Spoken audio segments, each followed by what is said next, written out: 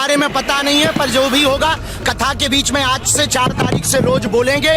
और जो भी बोलेगा धर्म के खिलाफ, धर्म का मतलब पूजा पाठ करना नहीं है, धर्म का मतलब केवल मंदिरों। राजधानी रायपुर के गुड़ियारी स्थित दही हांडी मैदान में शुक्रवार को 5 दिवसीय हनुमान कथा का भव्य आयोजन शुरू हो गया है। ये कथा 4 अक्टूबर से 8 अक्टूबर तक प्रतिदिन आयोजित की जाएगी, जिसका वाचन अंतर्राष्ट्रीय कथावाचक और बागेश्वर धाम पीठाधीश्वर पंडित धीरेन्द्र कृष्ण शास्त्री करेंगे। आज पंडित धीरेन्द्र कृष्ण शास्त्री के रायपुर पहुंचने पर एयरपोर्ट पर संचालक मंडल और श्रद्धालुओं ने उनका भव्य स्वागत किया।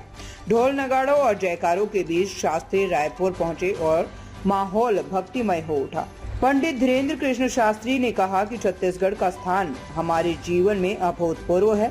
यही वो भूमि है जहां से हिंदू राष्ट्र की उद्घोषणा हुई थी। छत्तीसगढ़ हमारे लिए मामा जी का गांव है। आयोजकों के अनुसार 5 दिवसीय कथा में प्रतिदिन सायंकालीन प्रवचन, भक्ति संगीत, हनुमान आरती और प्रसाद वितरण के कार्यक्रम होंगे। कथा स्थल को भव्य रूप से सजाया गया है और सुरक्षा व यातायात की विशेष व्यवस्था की गई है।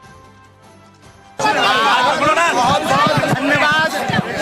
गुड़ियारी वाले हनुमान जी में पुनः हनुमान जी का 5 दिन तक आज से चरित्र होगा।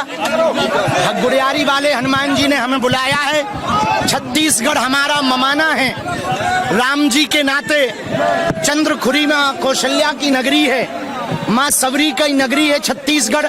छत्तीसगढ़िया सबले बढ़िया है और छत्तीसगढ़ का स्नेह हमारे जीवन में अभूतपूर्व है।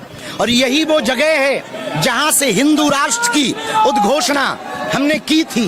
हमारे जीवन का अभूतपूर्व प्रदेश यदि कोई है वो छत्तीसगढ़ है, और उसमें गुड़ियारी वाले हनुमान जी का क्या कहना। आपका मामा जी का भी गांव है ये? हाँ, ममाना है हमारा। चंद्रखुरी के नाते मैया कौशल्या का यहाँ स्थान है, तो प्रभु श्री राम जी के नाते जो है ये हमारा ममाना है और हम छत्तीसगढ़ के भांचा हैं। आई लव मोहम्मद अभी भी चल रहा है। आई लव मोहम्मद बुरा नहीं है, लेकिन आई लव महादेव भी चलेगा, और छेड़ोगे तो छोड़ा नहीं जाएगा। सर तन से जुदा करने की बातें करोगे तो न कानून छोड़ेगा न हिंदूवादी विचारधारा के लोग छोड़ेंगे।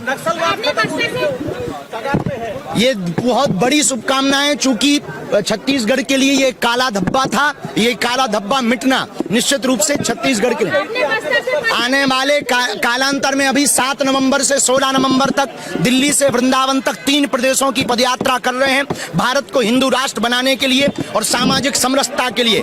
अभी तमिलनाडु में भगवान राम के पोस्टर को जलाया गया, जो इस देश में सबसे बड़ा निंदनीय है। दूसरी निंदा की बात यह है कि देश में बकबक करने वाले लोग चुप हैं, जो कभी राम पर टिप्पणी करते थे, कभी हम कुछ कह देते थे तो टिप्पणी करते थे।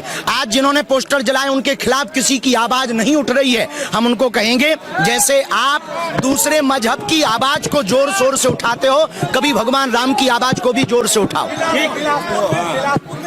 बारे में पता नहीं है, पर जो भी होगा कथा के बीच में आज से 4 तारीख से रोज बोलेंगे।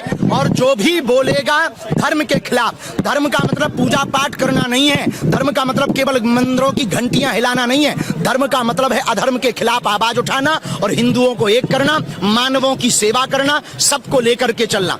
जल्दी ही छत्तीसगढ़ में पदयात्रा करना। अब तो गरबा हो गया है, लेकिन आगे हिंदू यदि जगेगा ये सब बंद हो जाएगा। चिंता ना करो, ठटरी हम बारेंगे खुल के।